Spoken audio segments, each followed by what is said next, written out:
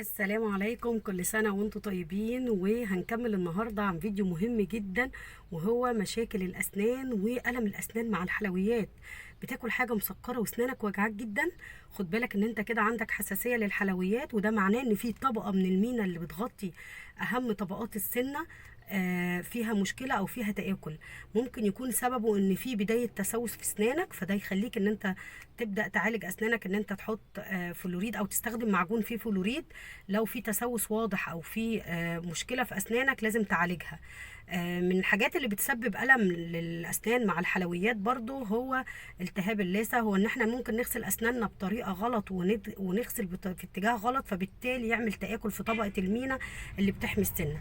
خد بالك ان انت لما بتكون بتاكل سكريات، البكتيريا بتفرح جدا وبيزيد عددها، وبالتالي بتتكاثر على السنه وتدخل للطبقات وتسبب الالم الشديد ده، وبتنتج الاحماض اللي بتسبب الالم الشديد في الاسنان.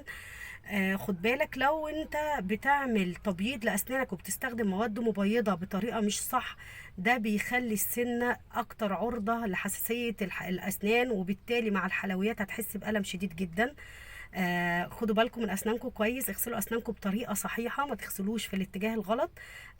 وكل سنه وانتم طيبين، واشوفكم الفيديو الجاي على خير. اعملوا اشتراك واعملوا لايك، واشكركم.